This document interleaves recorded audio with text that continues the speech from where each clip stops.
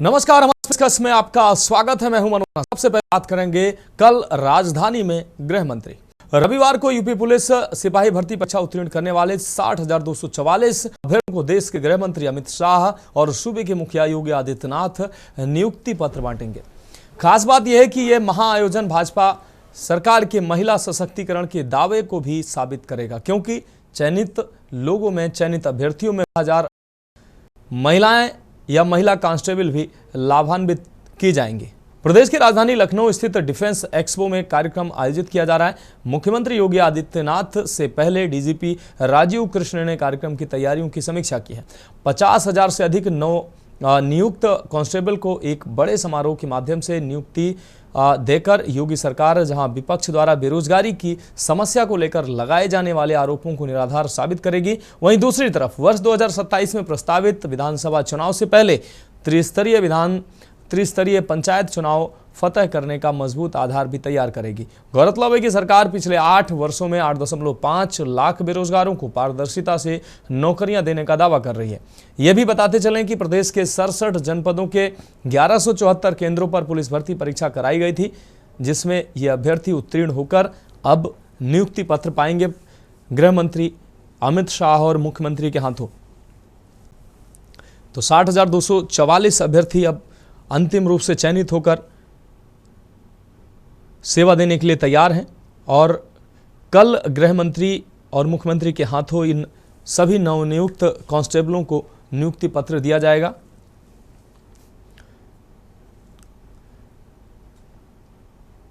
तो रविवार को 60,244 अभ्यर्थियों को नियुक्ति पत्र मिलेगा।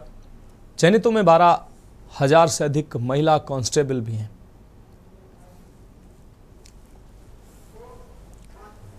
कल दिनांक 15 तारीख को यहाँ पर जो 60,244 कांस्टेबल भर्ती हुए हैं यूपी पुलिस में और यूपी पुलिस का एक अभिन्न अंग बनने जा रहे हैं, उनका नियुक्ति पत्र का वितरण समारोह है, जिसमें माननीय गृह मंत्री, सहकारिता मंत्री भारत सरकार श्री अमित शाह उसमें मुख्य अतिथि हैं। माननीय मुख्यमंत्री उत्तर प्रदेश योगी आदित्यनाथ जी, उनकी गरिमामयी उपस्थिति में ये कार्यक्रम संपन्न होगा। बहुत सारे अन्य विशिष्ट अतिथि, माननीय मंत्रीगण, माननीय विधायकगण, अन्य जनप्रतिनिधिगण, कई अधिकारी, मीडिया यहाँ पर उपस्थित होंगे। लखनऊ में कल केंद्रीय गृह मंत्री अमित शाह का दौरा है और 60,244 पदों पर जो उत्तर प्रदेश पुलिस में सिपाही की भर्ती है उनको पत्र देने के लिए पहुंचेंगे। और इस वक्त हम मौजूद हैं उसी ग्राउंड पर जहां पर इस कार्यक्रम समारोह का आयोजन होना है और खुद गृह मंत्री के साथ उत्तर प्रदेश के मुख्यमंत्री योगी आदित्यनाथ मौजूद होंगे। और ये वो मंच है जहाँ पर तमाम भारतीय जनता पार्टी के तमाम जो नेता हैं गृह मंत्री और मुख्यमंत्री के साथ मौजूद होंगे और इसी मंच से 60,244 नवनियुक्त अभ्यर्थियों को वो सम्मिलित करेंगे। और जरूर उत्तर प्रदेश पुलिस के लिए एक बहुत बड़ी बात है कि पहली बार इतनी बृहद स्थिति में इतनी बड़ी संख्या में भर्ती हो रही है। और ये भर्ती में सबसे खास बात यह है कि 20% जो आरक्षण है वो महिलाओं को दिया गया है और तकरीबन 15,000 के आसपास महिला आरक्षियों की भर्ती इस भर्ती में होगी। और ज़रूर उत्तर प्रदेश में रोजगार के लिहाजे से युवाओं को एक बड़ा मौका मिला है उत्तर प्रदेश पुलिस का हिस्सा बनने के लिए। और इसी एक छत के नीचे उत्तर प्रदेश का सबसे बड़ा पुलिस बल बैठेगा और यहाँ से खुद उन्हें केंद्रीय गृह मंत्री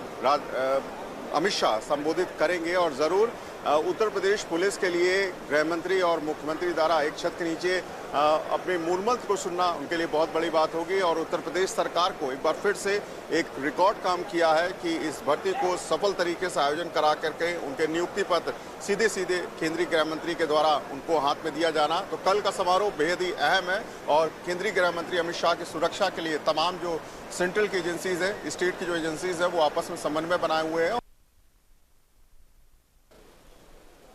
तो चयनित अभ्यर्थियों में 12,000 से अधिक महिला अभ्यर्थी भी हैं। आपको बता दें कि 60,244 अभ्यर्थियों को नियुक्ति पत्र मिलेगा। गृह मंत्री अमित शाह और मुख्यमंत्री के हाथों नियुक्ति पत्र इन अभ्यर्थियों को मिलेगा। अंतिम रूप से चयनित अभ्यर्थियों को लखनऊ पहुंचना शुरू हो चुका है। चयनित अभ्यर्थियों में 12,000 महिलाएं भी शामिल हैं।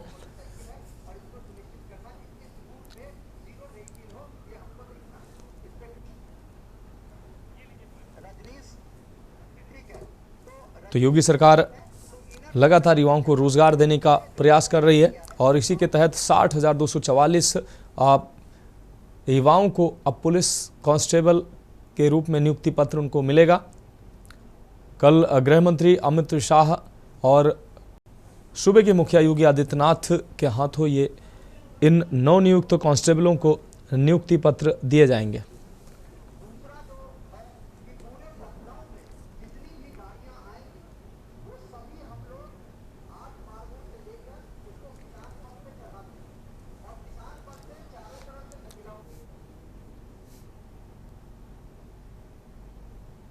और अब हम बात करेंगे डीएम कमीना है, ये किसने बोला, ये खबर में हम आपको दिखाएंगे। उत्तर प्रदेश के कानपुर में जिला अधिकारी और मुख्य चिकित्सा अधिकारी के बीच तनाव बढ़ता जा रहा है। डीएम ने सीएमओ के तबादले के लिए चिकित्सा सचिव को पत्र लिखा है। वहीं सीएमओ का ऑडियो सोशल मीडिया पर तेजी से वायरल हो रहा है, जिसमें वह डीएम के खिलाफ आपत्तिजनक टिप्पणी कहते नजर आ रहे हैं। इस ऑडियो के वायरल होने के बाद विकास कार्यों की बैठक में पहुंचे सीएमओ को डीएम ने सभागार से बाहर कर दिया। वायरल हो रहे ऑडियो में सीएमओ किसी से बात करते हुए कह रहे हैं कि इस 75 जिले में सबसे कमीना डीएम है। ये पहले मीडिया में रह चुका है, तुम तो जानते ही हो कि मीडिया वाले कैसे बढ़ा चढ़ा कर बोलते हैं। 20 मिनट का मीटिंग रहेगा, ये उसको 2 घंटे का कर देता है। हालांकि इस वायरल वीडियो की पुष्टि के न्यूज़ इंडिया नहीं करता है, लेकिन ये ऑडियो वायरल होने के बाद तमाम सवाल खड़े हो रहे हैं। गौरतलब कि डीएम और सीएमओ के बीच तल्खी काफ़ी दिनों से बढ़ रही है। जिलाधिकारी अक्सर अस्पतालों का निरीक्षण करते हैं। कई अस्पतालों में डॉक्टर और कर्मियों की नदारद पर उन्होंने कार्रवाई भी की है। ये विवाद तब और बढ़ गया जब उन्होंने मुख्य चिकित्सा अधिकारी को उनके जिम्मेदारी बताते हुए ठीक से काम करने की हिदायत दी। इसी बीच मुख्य चिकित्सा अधिकारी ने कई डॉक्टर के तबादले किए। इनमें से एक डॉक्टर का तबादला 9 दिनों में 9 बार किया गया और उसे मूल तैनाती की जगह वापस लाया गया, जिसके बाद डीएम ने सीएमओ को हटाए जाने को लेकर चिकित्सा सचिव को पत्र लिखा। अब सीएमओ का ऑडियो वायरल होने के बाद बात और बढ़ गई है। वहीं इस पूरे मामले में ना तो जिलाधिकारी कुछ बोल रहे हैं और ना ही मुख्य चिकित्सा अधिकारी। हालांकि कलेक्ट्रेट में इस मामले को लेकर खूब चर्चा हो रही है। लोग सीएमओ और डीएम विवाद पर बहुत बात कर रहे हैं। आपको बता दें कि इससे पहले लखनऊ में आईआरएस अधिकारियों के बीच बवाल हुआ था और अब इस नए विवाद से तमाम कयासों का दौर शुरू हो गया। 75 डिस्ट्रिक्ट में पहले तो यही ऐसा कमीना है जो ढोल बजाता है। दूसरी बात, मैंने आज तक कोई डीएम ऐसा देखा ही नहीं कि इतनी सी बात को इतनी करके बोले। ये क्या नहीं, ये पहले मीडिया में रहा है। तो मीडिया वालों क्या होता है, इतनी सी बात को इतनी करके बोलना, बिना वजह की बीच बीच में कहानी सुनाना, ज़्यादा बोलता नहीं है। मीटिंग होगी 20 मिनट की तो 2 घंटे लगा देगा उसको, दुनिया भर की कहानी किससे ने क्या सुनाना लगेगा। और अब तो मैं देख रहा हूँ जो महिलाएं हैं ना, वो चिड़चिड़ाने लगी है इससे। बोल देता है, वो इंसल्ट होती तो मिनमिनाती तो है, बोल नहीं पाती, समझ आता है। किसी दिन कोई ब्लाउज फाड़ देगी। भ्रष्टाचारियों और सौम्य साव के सीएमओ डॉक्टर हरिदत्त नेगी और कानपुर के डीएम जेपी सिंह के बीच में हुए तनाव को लेकर कानपुर में काफी सुर्खियां सामने आ रही हैं। ऑडियो भी लगातार वायरल हो रहे हैं। दोनों के बीच ये आरोप लगाए जा रहे हैं कि दोनों एक दूसरे के प्रति आपत्तिजनक भाषा का प्रयोग कर रहे हैं। लेकिन इस पूरे प्रकरण में बात करने के लिए हमारे साथ डॉक्टर सीएमओ हैं और इनसे बातचीत कर लेते हैं। सर, क्या है पूरा प्रकरण, क्योंकि आज आप मीटिंग में भी गए थे और मीटिंग में कुछ आपको बाहर का रास्ता दिखा दिया गया है डीएम सर द्वारा, तो क्या है पूरा प्रकरण?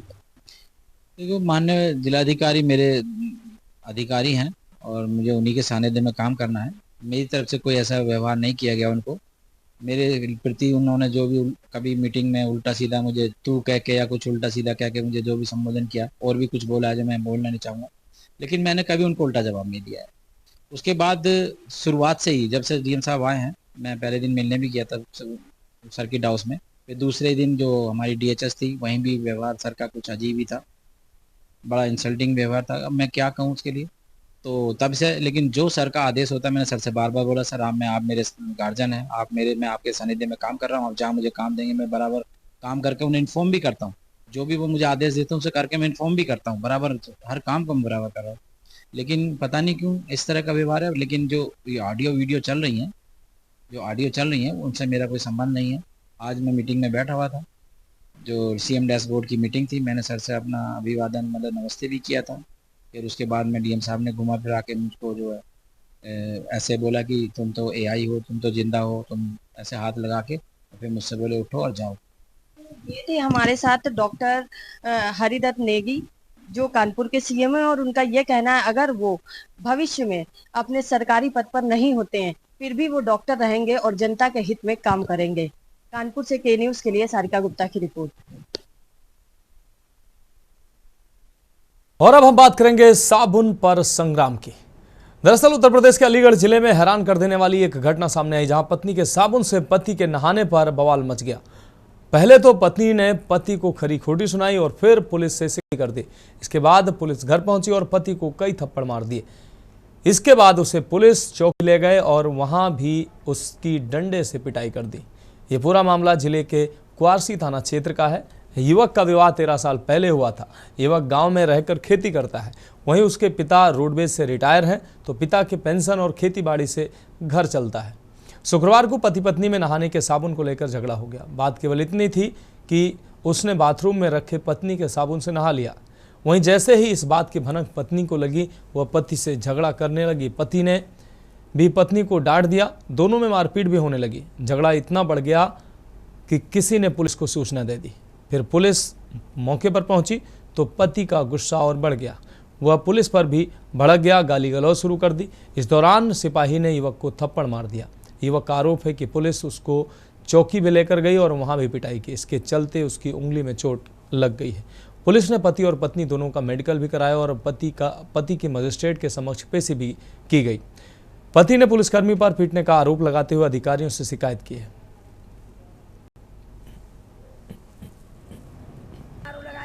बाथरूम में बंद कर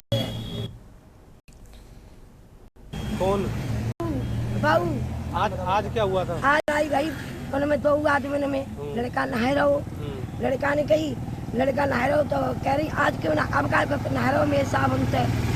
बता तो रहा हूँ वही पति पत्नी का ही चक्कर। तो ये पुलिस वाले फिर पकड़ ले गए थे। फिर क्या कहते हैं डंडे फंडे मार दिए। घर पे ही एक थप्पड़ मार दिया था मेरे। तो खून निकला इतना मारा है? नहका दिए, ये उंगली में डंडा लग गया ज़्यादा जोर से। मौजूद हूँ यूपी के जनपद अलीगढ़ में। अलीगढ़ से एक ऐसा हैरान कर देने वाला मामला सामने आया है जो अजीबो-गरीब मामला है, जहां पति पत्नी की साबुन से नहा लेता है और साबुन से नहाने के बाद पत्नी को और इतना गुस्सा आता है कि पत्नी अपने पहले पति से झगड़ा करती है और झगड़ा करने के बाद में फिर पुलिस को बुला लेती है और पुलिस बुलाने के बाद में अपने पति को पुलिस के हवाले कर देती है। लेकिन बड़ा सवाल यह आता है कि पत्नी के और पति के झगड़े में इतनी लड़ाई नहीं होती है, लेकिन जो दरोगा जी शायद अपनी मानवता को भूल बैठे और दरोगा जी ने पत्नी से ज़्यादा उसके पति के साथ गुंडई कर डाली और 3rd डिग्री का पिया। 3rd डिग्री ले जाने के साथ अगर बात पति के हाथों में चोटें आई हैं, गंभीर चोट आने की जाए तो जो पति है उसके काफ़ी चोटें आई हैं। हालांकि जो पत्नी ने सिर्फ एक विवाद किया था, विवाद करने के बाद मात्र एक साबुन के पीछे पत्नी ने झगड़ा किया। झगड़े में इतना बढ़ गया कि पति पत्नी के झगड़े के बीच में पुलिस को आना पड़ा और पुलिस को आने के बाद में पुलिस पत्नी के जो थे उनको कुआरसी थाना ले गई और कुआरसी थाने में ले जाकर दरोगा जी मानवता को भूल बैठे और उन्होंने पति पत्नी के झगड़े के बीच में जो पति थे उनको 3rd डिग्री दे डाली। सबसे बड़ा ये आता है कि पति पत्नी के झगड़े को पुलिस को बैठ के सुलझाना चाहिए था, लेकिन दरोगा जी ने वो मामला सुलझाने की बजाय और उलझा दिया, जिसमें कि पति के काफ़ी गंभीर चोट आई हैं। पति का आरोप यह है कि पुलिस ने मुझे 3rd डिग्री दी और 3rd डिग्री देने के साथ साथ मेरे साथ बहुत ज़्यादा मारपीट की है। अब देखना यह होगा कि जो जनपद अलीगढ़ के जो एसएसपी और डीआईजी अगर बात की जाए तो अब ईमानदारी के लिए जाने जाते हैं, कार्रवाई के नाम के लिए जाने जाते हैं। अब देखना यह होगा कि उस पर जो दरोगा जी हैं थोड़े ढंग वाले उनके पास कार्रवाई करते हैं या नहीं करते, ये तो आने वाला वक्त है। लेकिन पति पत्नी के बीच में जिस तरह से दरोगा जी ने मानवता को शर्मसार किया, पुलिस का ईमानी चेहरा जो सामने आया वो कहीं ना कहीं निंदनीय है और चिंता का विषय है। अब देखना यह होगा कि इसमें पुलिस के उच्च अधिकारी दरोगा जी के खिलाफ किस तरह की कार्रवाई करते हैं। अनिल मीना, के न्यूज़ इंडिया, अलीगढ़।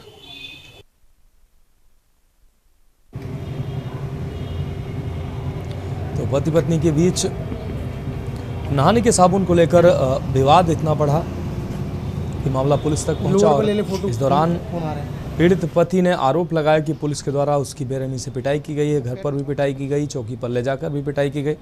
अलीगढ़ से ये मामला सामने आया। पत्नी के साबुन से नहाने पर पति पत्नी में विवाद हुआ, जिसके बाद सूचना पर पहुंची पुलिस ने पति के साथ मारपीट की। वही घायल पीड़ित पति ने मीडिया से अपनी बात रखी, मीडिया से अपना दर्द बयां किया।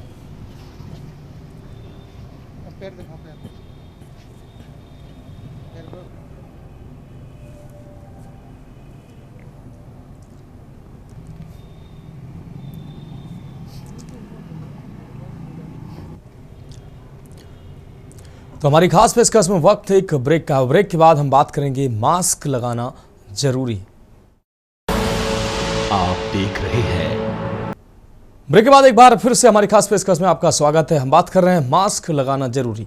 देश भर में एक बार फिर कोरोना संक्रमण के मामलों में इजाफा देखा जा रहा है। इसी को ध्यान में रखते हुए अब पंजाब सरकार ने भी दिशा निर्देश जारी किए हैं। स्वास्थ्य विभाग की ओर से एक नई एडवाइजरी जारी की गई, जिसमें खासतौर पर बुजुर्गों, गर्भवती महिलाओं, बच्चों और स्वास्थ्य कर्मियों को मास्क पहनने की सलाह दी गई है। पंजाब सरकार की ओर से जारी एडवाइजरी में कहा गया है कि भीड़भाड़ वाले स्थानों पर मास्क का प्रयोग अनिवार्य रूप से किया जाए ताकि संक्रमण से बचाव हो सके। इसके अलावा लोगों को व्यक्तिगत स्वच्छता बनाए रखने की भी अपील की गई है। वहीं अगर किसी को खांसी या बुखार जैसी शिकायत हो रही हो तो वह स्वयं आइसोलेशन में रहकर इलाज कराए और दूसरों से संपर्क से बचे। पंजाब सरकार ने स्वास्थ्य कर्मियों को विशेष सतर्कता बरतने के निर्देश दिए हैं और मास्क व सैनिटाइजर का नियमित प्रयोग करने सुनिश्चित करने को कहा गया। साथ ही लोगों को खांसते या छींकते समय मुंह ढकने, हाथों का बार हाथों को धोने और सार्वजनिक स्थानों पर सावधानी बरतने की हिदायत दी गई। हालांकि राज्य सरकार ने अभी किसी प्रकार की पाबंदी या लॉकडाउन जैसे उपाय नहीं अपनाए हैं, लेकिन आने वाले दिनों में संक्रमण की रफ्तार बढ़ने पर अतिरिक्त कदम उठाए जा सकते हैं। सरकार का कहना है कि हालात पूरी तरह से नियंत्रण में है, लेकिन एहतियात ही बचाव है, इसलिए आमजन से सहयोग की अपील की जा रही है।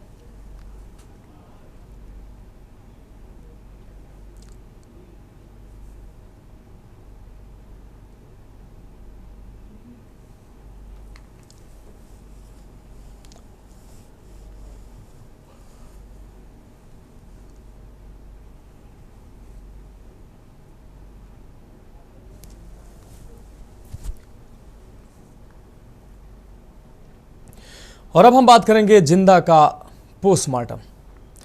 दरअसल खबर आपको दिखा रहे हैं, पुलिस और बहन की चूक भट्टा मजदूर को लंबे समय तक मुश्किलों से जूझने को मजबूर बनाने जा रही थी। गनीमत रही कि पुलिसकर्मी पोस्टमार्टम शुरू होने से पहले भट्टे पर जांच पड़ताल के लिए पहुंच गए। इससे भट्टा मजदूर अजय संखवार लयन पयन दौड़ता हुआ घाटमपुर कोतवाली पहुंच गया। पीड़ित ने कोतवाल को गिड़गिड़ाते हुए बताया कि साहब मैं जिंदा हूं, इसलिए माई बाप मेरे नाम से भेजे गए 100 को पोस्टमार्टम उसका रुकवा दीजिए।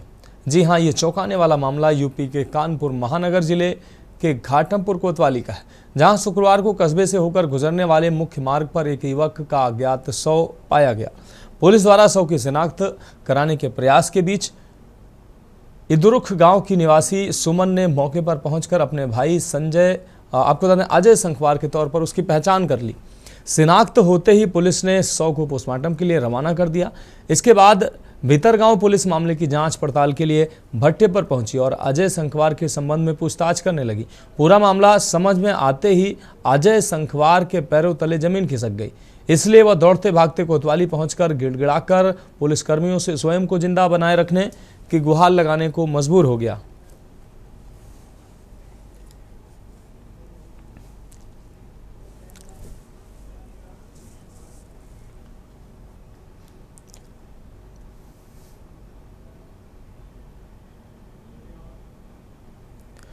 और अब हम बात करेंगे रक्तदान महादान की। खबर कानपुर से है, जहां विश्व रक्तदान दिवस पर कार्डियोलॉजी में आयोजित रक्तदान शिविर में युवाओं का जोश देखने को मिला है। आपको बता दें, बड़ी संख्या में पहुंचे युवा युवतियों ने शिविर में शामिल होकर बड़ा दिल दिखाते हुए स्वैच्छिक रक्तदान किया है। इस दौरान उत्साहित युवा रक्तदान दाता सेवा भाव के साथ मौके पर मौजूद सभी लोगों का जागरूक बनाते नजर आए।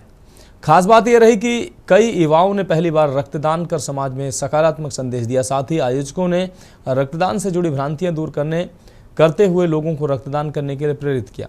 रक्तदाताओं को जलपान कराया गया और प्रमाण पत्र भी उपलब्ध कराया गया। कार्यक्रम का उद्देश्य रक्तदान के महत्व को जन जन तक पहुंचाना रहा। इसी तरह इंडियन रेड क्रॉस सोसाइटी और इंडियन मेडिकल एसोसिएशन सहित अन्य संगठनों की ओर से भी कार्यक्रम आयोजित किए गए। विश्व रक्तदान दिवस पर युवाओं का काफ़ी जोश युवाओं में देखने को मिला और युवाओं का सैलाब उमड़ा। कार्डियोलॉजी ब्लड कैंप में युवाओं ने बढ़ चढ़कर रक्तदान किया। रक्तदान को लेकर जागरूकता और सेवा का जज्बा भी दिखाई दिया। कई युवाओं ने पहली बार इस दौरान स्वेच्छा से रक्तदान किया।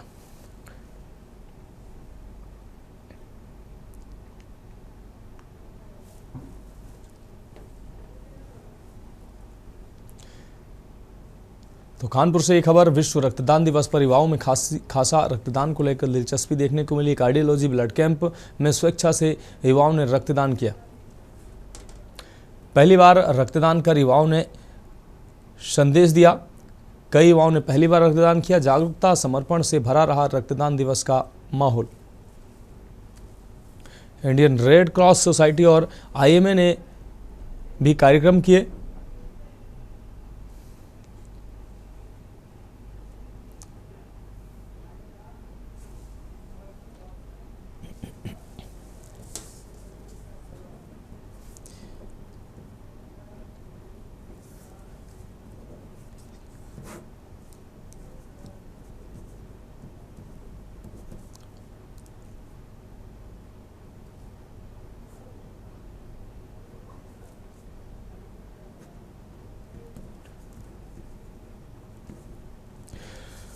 तो विश्व रक्तदान दिवस के मौके पर युवाओं ने बढ़ चढ़कर रक्तदान किया है और हमारे साथ खास मेहमान जुड़े हुए हैं। एमपी मिश्रा जी जुड़े हुए हैं, प्रोफेसर हैं एमडी पैथोलॉजी के।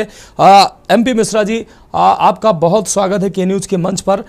विश्व रक्तदान दिवस के अवसर पर कानपुर में युवाओं में रक्तदान को लेकर सर काफ़ी उत्साह देखने को मिला। कई युवा पहली बार रक्तदान करने पहुंचे, उनमें भी काफ़ी रक्तदान को लेकर उत्साह देखने को मिला। इस दौरान रक्तदान को लेकर जो भ्रांतियां थी उनको भी दूर करने का प्रयास किया गया। क्या कहेंगे सर?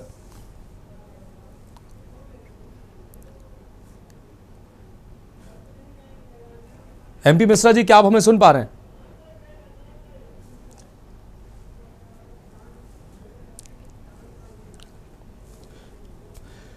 तो इंडियन रेड क्रॉस सोसाइटी और आईएमए ने भी कार्यक्रम आयोजित किए हैं। विश्व रक्तदान दिवस के अवसर पर युवाओं में खासा उत्साह देखने को मिला है। कानपुर में भी कार्डियोलॉजी के अलावा अन्य कार्डियोलॉजी ब्लड कैंप में स्वेच्छा से युवाओं ने रक्तदान किया। इसके अलावा रेड क्रॉस सोसाइटी के द्वारा भी कार्यक्रम आयोजित किए गए। पहली बार रक्तदान कर रहे युवाओं में खासा उत्साह देखने को मिला है। जागरूकता समर्पण से भरा रहा ये रक्तदान दिवस का माहौल। इस दौरान रक्तदान को लेकर जो तमाम भ्रांतियां हैं, तो रक्तदान की भ्रांतियों को भी दूर करने का प्रयास किया है। और हम आपको तस्वीरों में दिखा रहे हैं के न्यूज़ के एडिटर इन चीफ दुर्गेंद्र चौहान जी की बेटी हैं, उन्होंने भी रक्तदान किया है और रक्तदान को लेकर उनको काफ़ी उनके अंदर उत्साह देखने को मिला है। जागरूकता समर्पण से भरा रहा।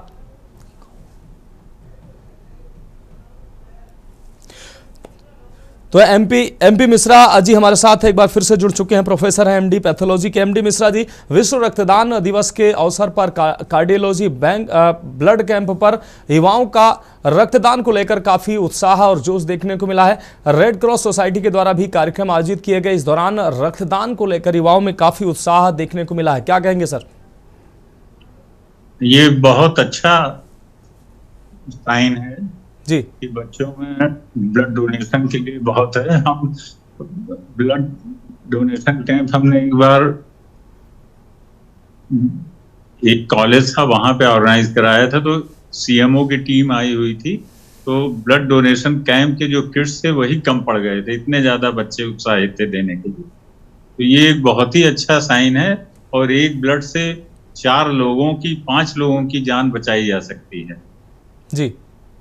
ये हाँ बहुत अच्छा है और बहुत। लेकिन सर रक्तदान को लेकर सर तमाम लोगों में एक वर्ग ऐसा भी है उसमें उसको तमाम भ्रांतियां भी रहती हैं। इस दौरान रक्तदान शिविर में उन भ्रांतियों को भी दूर करने का प्रयास विशेषज्ञों के द्वारा किया गया।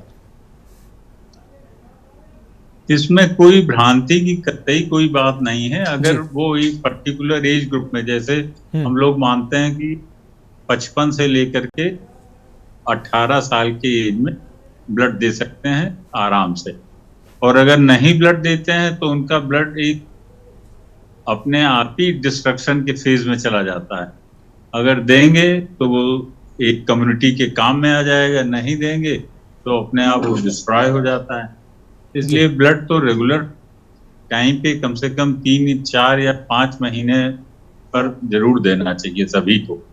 सर एक और लोगों में कहीं ना कहीं एक भ्रांति होती है कि रक्तदान करने से उनको किसी तरह की कमजोरी या कोई दिक्कत आ सकती है, क्या ऐसा कुछ ये इसमें सच्चाई है? ऐसा कुछ नहीं, ये सिर्फ मानसिक वो है जी। हाँ ठीक है सर, बहुत शुक्रिया हमारे साथ जुड़ने के लिए MP मिश्रा सर।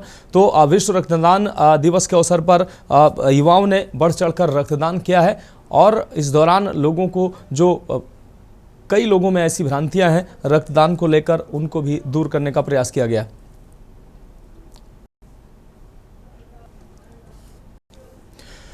हाल हमारी खास प्रेस में अभी के लिए इतना ही, मुझे दीजिए इजाजत और आप देखते रहिए के न्यूज़ इंडिया।